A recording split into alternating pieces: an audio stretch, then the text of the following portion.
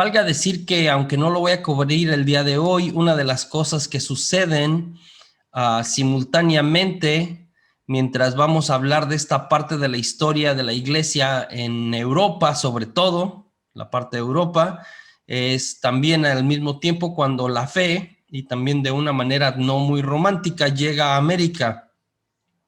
Muchos religiosos, frailes, algunos de diferentes órdenes, pues traen la fe a América, ¿no? Otra vez fue una conquista también de dominio, de poder, de parte de los españoles, de los portugueses, ¿no? Hemos visto, algunos de ustedes probablemente han visto esta película que se hizo así como clásico, ¿no? Que se llama La Misión, y de algunos entre muchos, ¿no? Estoy pensando abusos en el proceso de instaurar la famosa Nueva España. Esto es parte de nuestra historia, de la historia de usted y la mía, ¿no? Nosotros que somos americanos, en el sentido amplio de la palabra, pues somos fruto de esta historia, de aquellas personas que vivían acá y de los que vinieron y la forma como lo hicieron, etcétera, ¿no?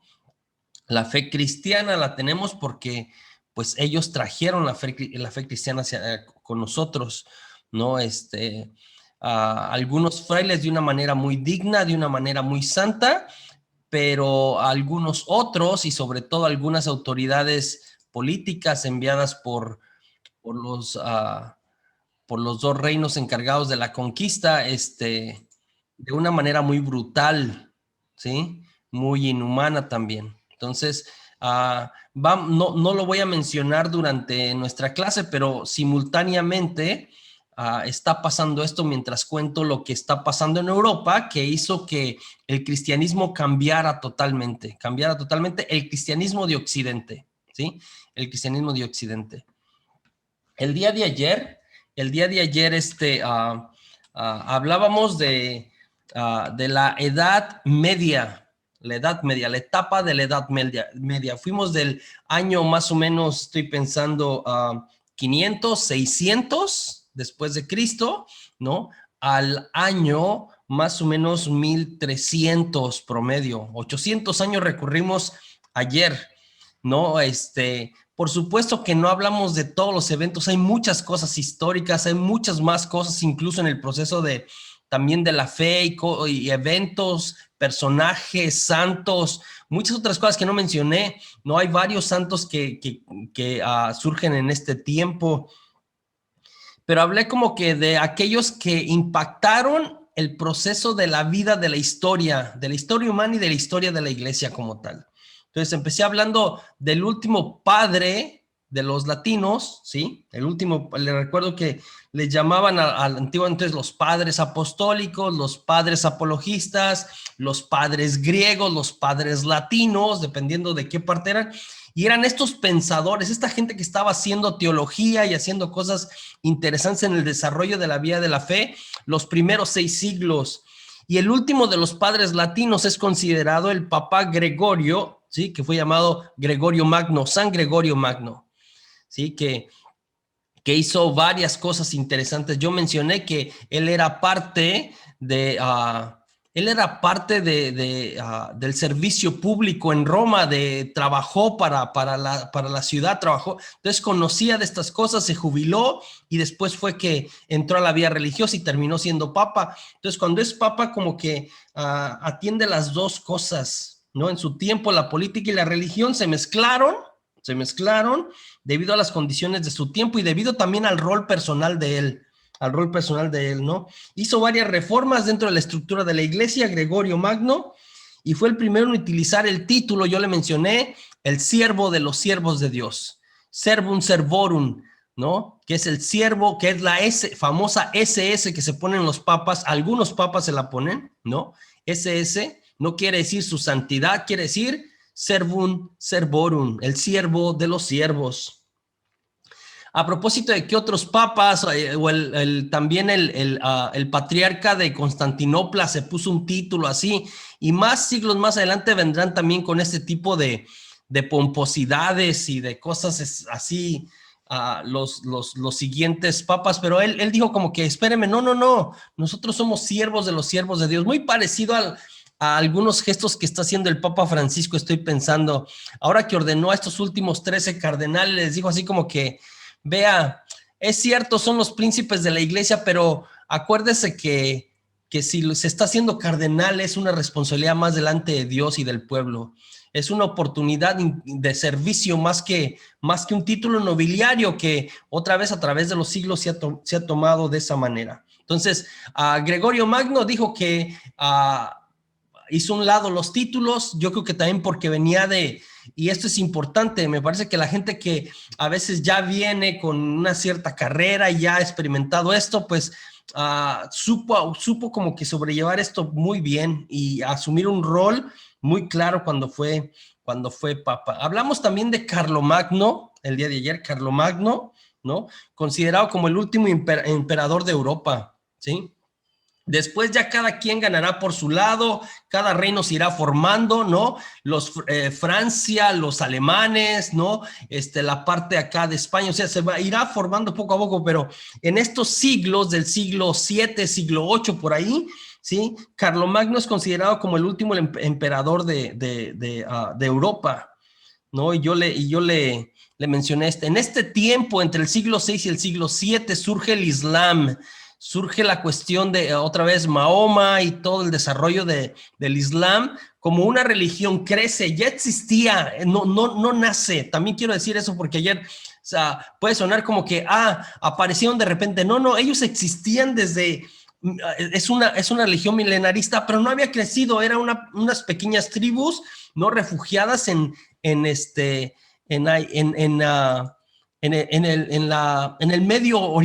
Medio Oriente, cerca de Palestina, pero crecen de verdad impresionante y empiezan a avanzar sobre el norte de África y luego parte de Europa. Ahora también son muy grandes a nivel mundial el Islam, ¿no? En este tiempo, y Carlomagno, ¿no? En ese sentido, para el avance de los maometanos o de los musulmanes, ¿sí? En Poitiers, en una parte de Francia, para que no se sigan extendiendo. Es toda una historia esto, ¿no? Después en España quedan por mucho tiempo, ¿no? Recuerdo otra vez también con la conquista de España, me parece que en el 1492 o 1500, sí, 1492 me parece, los echan de Granada, que es la última parte que tenían de España, después de haber estado ahí por mucho tiempo, ¿sí? Por mucho tiempo. Entonces, pero esto sucede desde el siglo VI o siglo VII más o menos. Hablamos de las órdenes mendicantes, otra vez en medio de las luchas de poder, de que la iglesia asumió de verdad mucho poder, que ellos asignaban reyes, les ungían, de un dominio político, militar, etcétera. A finales del siglo XI, el siglo XII y siglo XIII, varias comunidades religiosas crecen. Yo mencioné los agustinos, mencioné los cartujos, pero sobre todo mencioné estas dos grandes que surgen de verdad y que son una bendición para la iglesia en ese tiempo y hasta nuestros días, que son los franciscanos, por Francisco de Asís, ¿sí?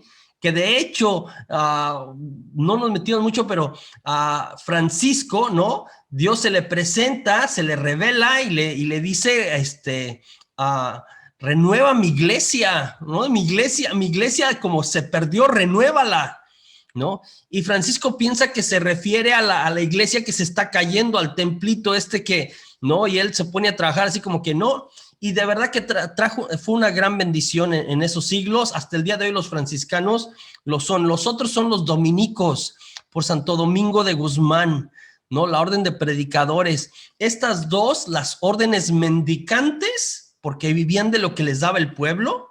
Otra vez, una de las cosas y en contraposición a cómo venía caminando la iglesia fue, ¿sí? Una opción por la pobreza. Una opción por la pobreza otra vez, muy al estilo de cómo Jesús empezó todo. Entonces, San Francisco de Asís fundó a los franciscanos con la intención de que sus seguidores imitaran vivir literalmente en la pobreza, ¿no?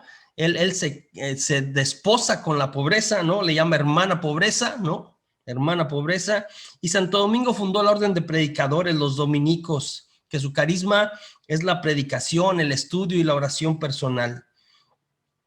Después hablamos del siglo, entre el siglo XII y siglo XIII, lo que llamamos el siglo más grande, el más importante, el de más auge, ¿no? En la iglesia, que fue cuando sucedió lo de la escolástica y la mística, ¿no? La escolástica, el padre de la escolástica, yo les mencioné, fue San Anselmo de Canterbury, ¿no? Pero seguramente su mejor exponente es Santo Tomás de Aquino.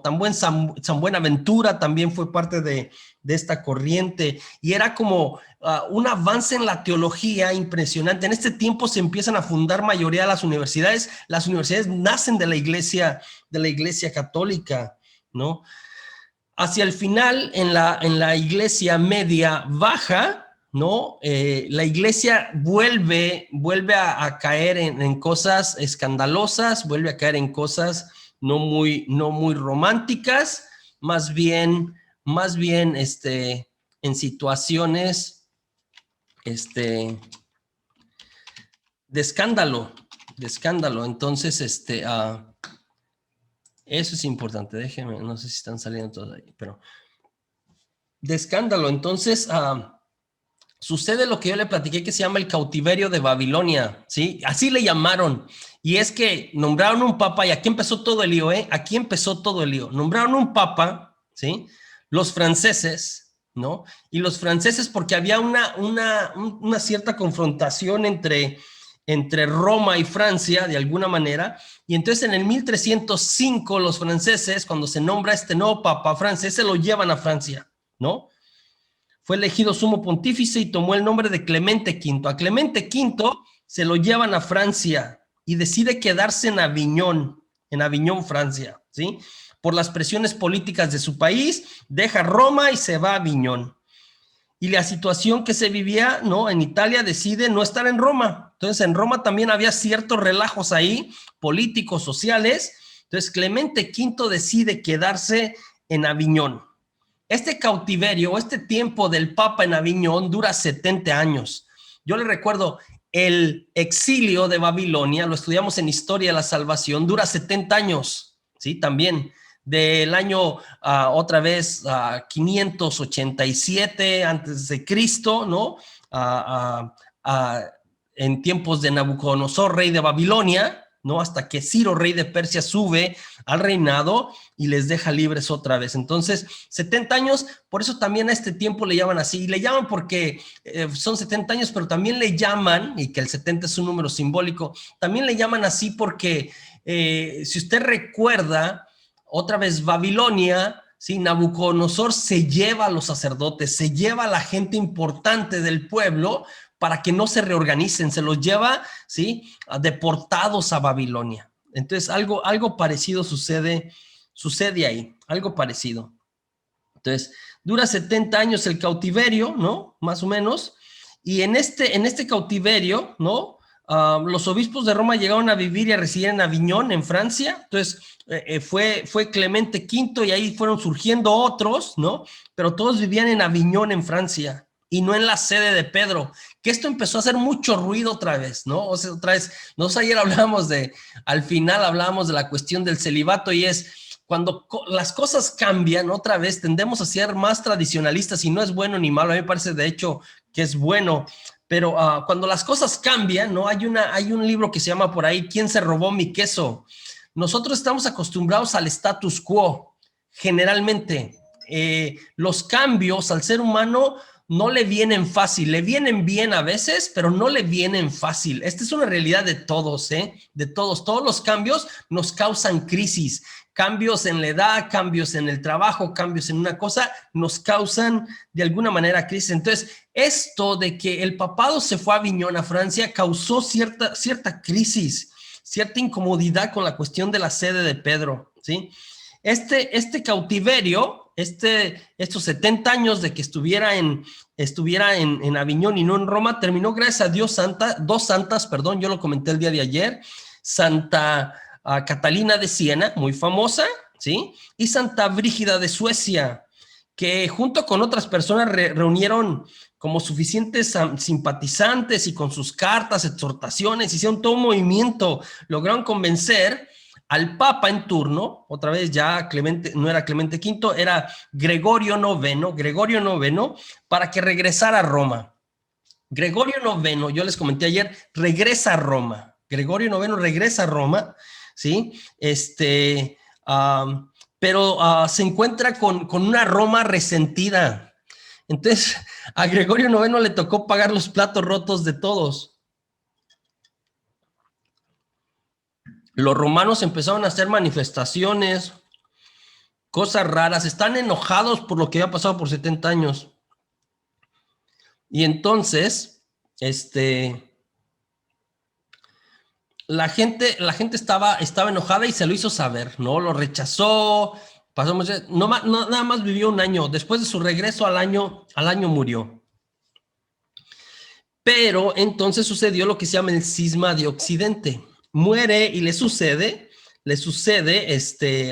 para elegir a la muerte de Gregorio IX, un colegio cardenalicio de 16 cardenales más o menos, ¿sí? Mayoría de ellos, de hecho, franceses, ¿no? Algunos italianos, algunos alemanes, etcétera. Se reúnen y por miedo a la gente, ¿no? Por supuesto que si era la mayoría franceses, lo más seguro es que iban a elegir a uno de los cardenales franceses al papado para que sucediera Gregorio IX. Pues por miedo a la gente, que la gente de verdad estaba brava, terminaron eligiendo un cardenal italiano, ¿sí? Un cardenal italiano en contra de su voluntad, pero para que la gente no se fuera contra ellos. Y se llamó Urbano VI, para que se quedara en Roma, pero debido al temperamento de este cardenal, ¿no? Hecho papa, italiano, Urbano VI, los otros cardenales, ¿sí? Salieron huyendo de Roma y declararon, esto es lo que se llama el cisma de Occidente, y declararon inválida la elección del cardenal italiano de Urbano VI. La declararon inválida, ¿sí? Excusándose que lo habían elegido por miedo a represalias, Esto llevó a este mismo colegio cardenalicio, ¿sí? Llevó a este mismo colegio cardenalicio a efectuar otro cónclave y eligieron a otro papa, ahora Clemente VII. Clemente VII, otra vez, Urbano se quedó en Roma, que fue el que eligieron primero, aunque esto lo hicieron inválido, él se quedó en Roma. El siguiente salió rumbo a Aviñón, regresó a Aviñón, a Francia, ¿sí? Entonces, ya ahí teníamos dos papas. Entonces, aunque invalidaron el primero se quedó y nombraron un segundo, ¿sí? Clemente VII regresó. Esto ocasionó el nacimiento del cisma de Occidente, ¿sí? Un papa en Roma y otro papa en Aviñón. Y, y la gente se cuestionaba, de verdad, y creó un caos porque yo le recuerdo que la iglesia, de alguna manera, ¿sí? En acuerdo con mayoría de los reinos en ese tiempo, más que países o estas regiones de alguna manera, pues estaba como muy bien delimitado la cuestión de quién era el papa, y otra vez mayoría eran católicos o todos eran católicos, no había opción, no había en realidad muchas. Entonces, sí se hizo complicado para los diferentes reinos y empezaron a tomar bandas sobre como ¿a quién apoyamos? ¿A Urbano VI o a Clemente VII? Y entonces, dependiendo las relaciones políticas de ese tiempo, algunos se inclinaron por Urbano VI y otros por Clemente VII. Entonces, Europa mismo en sus autoridades, ¿sí? Se vio dividida de alguna manera entre todos estos, se vio dividida, ¿sí? Entonces, la gente se preguntaba, ¿cuál era el verdadero papa? Unos países escogieron a uno y otros a otro de acuerdo a sus intereses. El Papa romano, y esto empezó a generar, quiero que se acuerde de esto porque esto empezó a generar un problema que se hará como una bola de nieve, ¿sabe? Que empieza chiquita, pero empieza a crecer hasta que después no puedes contenerla. ¿Qué pasó?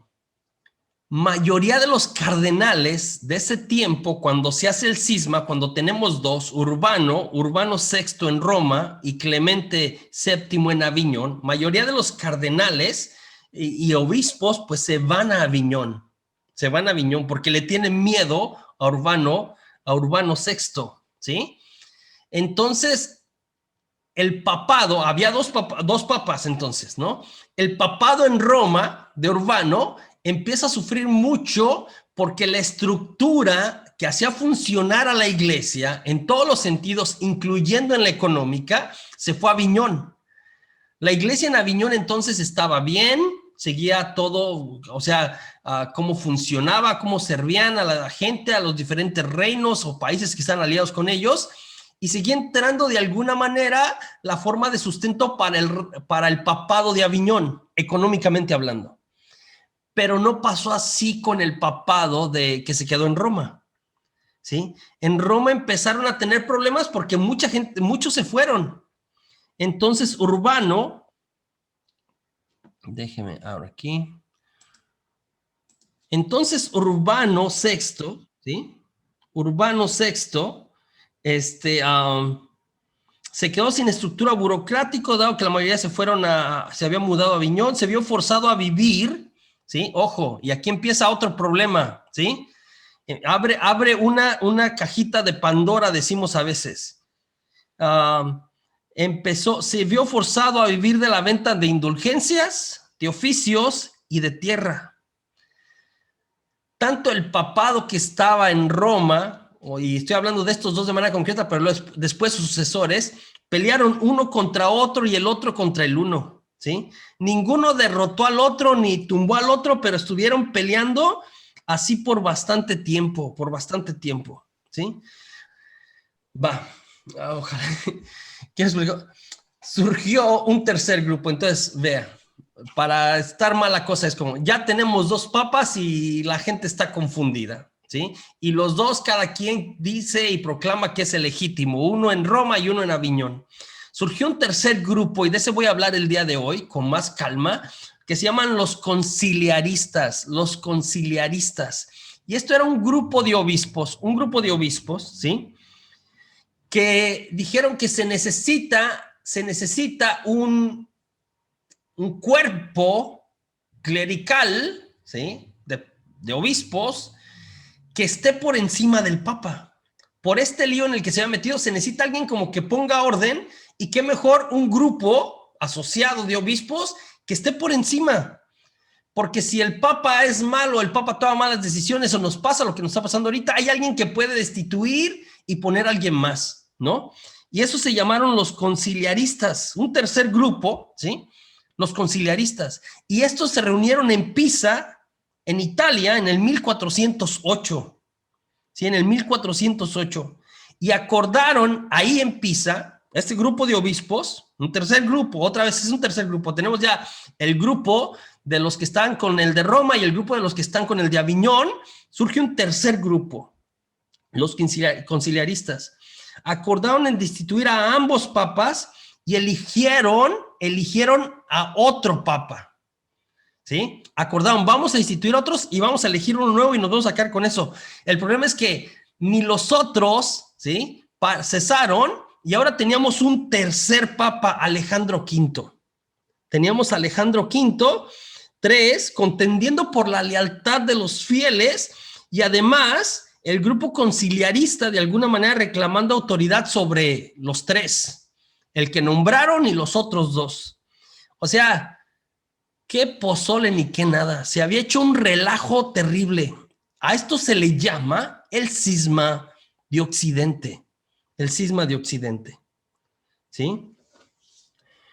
También hablamos, y con eso cierro la parte del resumen. Disculpe que me extendí un poquito, lo del cisma de Occidente. Me parece como que ayer me quedé corto y que lo entendieran cómo fue esto de que terminamos con 3 papas, ¿no? Hubo varias cruzadas, ya mencioné, 8, ¿no? Al principio bien intencionadas, hablamos de eso, ¿no? Recuperar los lugares santos y la evangelización y etcétera, y después se fue perdiendo también la buena intención con la que habían nacido, ¿no? Después de esto, después de este cisma de Occidente, empezamos con una lista de lo que se llaman los papas del Renacimiento. Los papas del Renacimiento que fueron famosos por su despilfarro, sus escándalos, su nepotismo, ¿no? Probablemente, y hubo varios, o sea, hay una lista de papas, ¿no? Que surgieron después de esto, después de este tiempo, entre el cisma de Occidente y la Reforma. Una lista, entre estos probablemente el peor de todos, que bueno, no va a ser fácil encontrar cuál es el peor, ¿no? Porque de verdad eran malos todos. Alejandro VI es famoso y puede buscar ahí, a lo mejor lo había escuchado, Alejandro VI, ¿no? Y ahí surgen como dos descendencias que se le iban pasando, dos familias romanas, ¿no? Los Medici y los Borgia, y se pelean el papado y se matan los unos a los otros, un relajo. Alejandro VI es uno de los peores en la historia, ¿no? Es uno de los peores en la historia, pero hay una lista, ¿sí? Otra vez le digo, despilfarro, escándalos, nepotismo, un desmadre, disculpe la palabra, no la quería utilizar, pero realmente aplica, de verdad, terrible, terrible, ¿sí? Y esto de los papas del Renacimiento, los famosos papas del Renacimiento, que hace mucho, escuchen bien, está en este tiempo de Miguel Ángel y todo eso, que hace mucho en cuestión de arte, ¿no? Pero que en cuestión de su ser pastores, su ser imagen de Cristo, su ser mensaje de Dios para la gente de esos tiempos, pues ahí se quedan muy cortos, Esto de alguna manera, ¿sí? Todo como relajito que se fue armando, ¿sí? Y luego un papa peor que otro, ¿sí? Hizo que llegáramos a lo que se llama la Reforma Protestante de Lutero.